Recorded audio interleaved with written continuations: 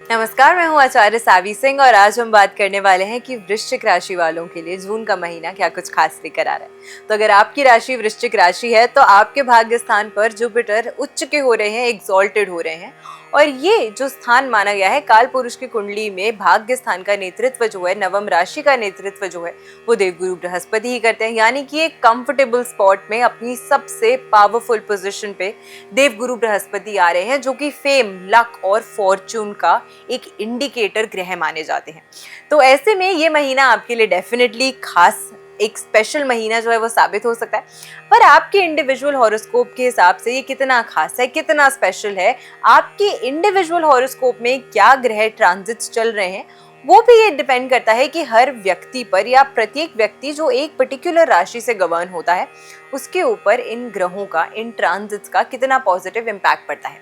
तो आज हम ये बात करेंगे कि वृश्चिक राशि वालों के लिए खास करके जुपिटर का ट्रांजिट, मंगल का ट्रांजिट और बाकी अन्य ग्रहों का ट्रांजिट जो है वो आपके लिए कितनी फेवरेबल अपॉर्चुनिटीज जो है वो लेकर आ रहा है। सबसे पहले हम आपकी राशि की बात करेंगे, आपको एक अच्छा उपाय भी देंगे आज की वीडियो में, लेकिन उससे पहले इस महीने के पंचांग को जान लेते हैं। इस महीने का पंचांग क्या कुछ खास कहता है। इस महीने की अगर हम बात करें तो ज्येष्ठ मास यानी कि अधिक मास का द्वितीय पड़ाव जो है वो 1 जून से लेके 29 जून तक रहने वाला है। 29 जून को फाइनली ज्येष्ठ मास का अधिक मास जो है वो समाप्त हो जाएगा, जब ज्येष्ठ शुक्ल पूर्णिमा जो है वो मनाई जाएगी। लेकिन इन सभी दिनों के बीच में 11 जून की अगर हम बात करते हैं तो उस दिन पुरुषोत्तम एकादशी का व्रत होगा। 24 जून की अगर हम बात करते हैं तो गंगा दशहरा का पर्व मनाया जाएगा और 25 जून को निर्जला एकादशी का व्रत रखा जाएगा।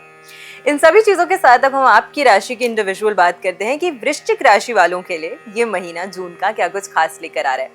देखिए, सबसे पहले अगर हम मंगल की बात करते हैं तो मंगल इस समय के दौरान आपके लिए छठे भाव से, जो कि कंपटीशन का भाव माना गया है, स्किल्स का भाव माना गया है, जॉब में अगर, नौकरी पेशे में अगर आप काम करते हैं तो आपकी नौकरी का भी काम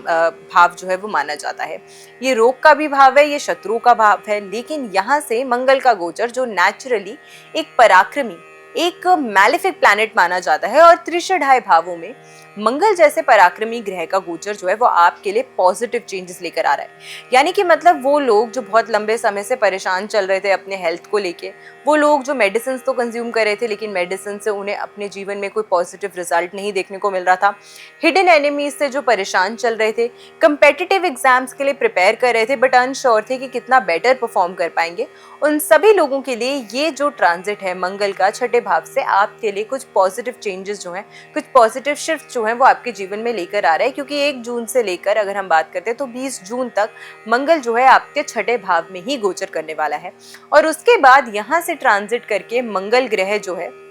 वो सप्तम भाव में गोचर कर जाएगा, और सप्तम भाव में आपके लिए ये 2 अगस्त तक रहने वाला है। यानी कि 20 जून से लेकर 2 अगस्त तक का जो समय है वहां पर मंगल जो है वो आपके सप्तम भाव से गोचर करेगा।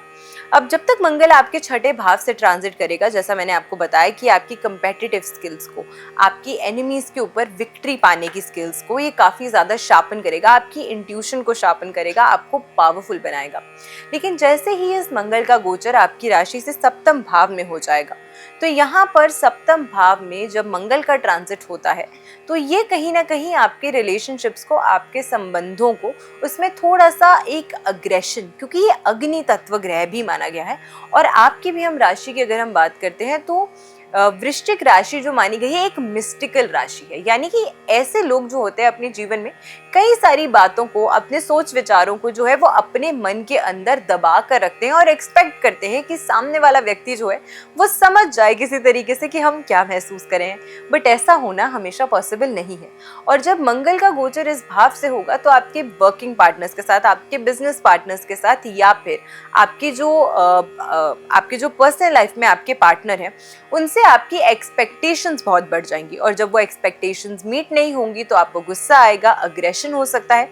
जिसकी वजह से कहीं ना कहीं आपके रिलेशनशिप में खटास या परेशानी आ सकती है। इसीलिए इस महीने के दौरान अपने अग्रेशन को थोड़ा इन कंट्रोल रखिएगा, उनके साथ जो आपकी इच्छा है या जो आप चाहते हैं या जो भी आपकी नीड है, आप उसे खुल के एक्सप्रेस कीजिए, ताकि सामने वाला व्यक्ति जो है वो डिलेमा में ना रहे कि आप क्या सोच रहे हैं, आपको क्या चाहिए और ऐसा क्या है जो वो आपको नहीं दे पा रहे हैं, या आपकी किस बात को वो नहीं समझ पा रहे हैं, जिसकी वजह से मिसकम्युनिकेशंस जो हैं वो आपके रिश्ते में या आपके पार्टनरशिप्स में जो है एक फूट डाल सकती हैं। तो इस चीज़ का आपको विशेष करके ख्याल इस महीने के दौरान डेफिनेटली रखना चाहिए। मूविंग फर्दर अगर हम बात करते हैं तो इस महीने के दौरान आपके लिए कहीं ना कहीं वो लोग जो किसी नए पार्टनर की तलाश में थे, या अगर आप अपने लिए किसी पार्टनर को डिसाइड कर रहे थे फॉर मैरिज, तो ऐसे में आप देखेंगे कि ये महीना आपके रिलेशनशिप्स में क्लैरिटी लेकर आने वाला है, यानी कि आर या पार। क्या ये आपके लिए सही है या क्या आपके लिए गलत है, क्या आपकी किसी से कंपैटिबिलिटी बनती है या नहीं बनती है, कहीं आप कम के लिए सेटल तो नहीं कर रहे हैं। ऐसे अगर अनगिनत थॉट्स आपके दिमाग में चल रहे थे, तो ये महीना आपकी क्लैरिटी के लिए बहुत ही ज़्यादा इम्पोर्टेंट साबित होने वाला है। साथ के साथ इस महीने के दौरान अगर हम बात करते हैं तो ये महीना आपके लिए करियर के लिहाज से आपको काफ़ी ज़्यादा एक वर्कलोड आप पे लेकर आ सकता है, एक प्रेशर बना सकता है, लेकिन प्रेशर के अंदर आप और चमकेंगे क्योंकि ये आपको उतना ही ज़्यादा प्रोडक्टिव भी बनाएगा। तो वैसे भी आपको अपना टाइम जो है, अपना समय जो है वो वेस्ट करना पसंद नहीं होता, और इस महीने क्योंकि आपके पास इतनी सारी चीज़ें रहेंगी करने के लिए, तो अंडर प्रेशर भी आप काफ़ी अच्छा परफॉर्म कर पाएंगे, और विशेष करके इसीलिए क्योंकि छठे भाव से मंगल का गोचर हो रहा है। तो इस समय के दौरान हार्डवर्क से, परसिस्टेंस से और कंटिन्यूस पेशेंस से आप देखेंगे कि आपका जो करियर है उसके ग्राफ को आप उसमें ऊंचाइयां हासिल करते हुए खुद को डेफिनेटली देखने वाले हैं। अगर हम यहाँ पे बात करें इन्वेस्टमेंट्स की, शेयर मार्केट की, पैसा निवेश करने की, तो लॉन्ग टर्म इन्वेस्टमेंट से काफ़ी अच्छे गेन्स होते हुए नजर आते हैं। प्रॉपर्टी में, शेयर मार्केट में, रियल एस्टेट में लॉन्ग टर्म की चीज़ों में पैसा अगर लगाएंगे तो काफ़ी ज़्यादा फ्रूटफुल आपको रिजल्ट्स जो है उसके डेफिनेटली देखने को मिल सकते हैं। जो लोग इस महीने के दौरान ट्रैवलिंग के लिए सोच रहे हैं, यात्रा पर जाने को सोच रहे हैं, तो विदेश यात्रा के योग जो है वो आपकी कुंडली में आपकी राशि अनुसार काफी प्रबल बनते हुए इस महीने के दौरान नजर आते हैं।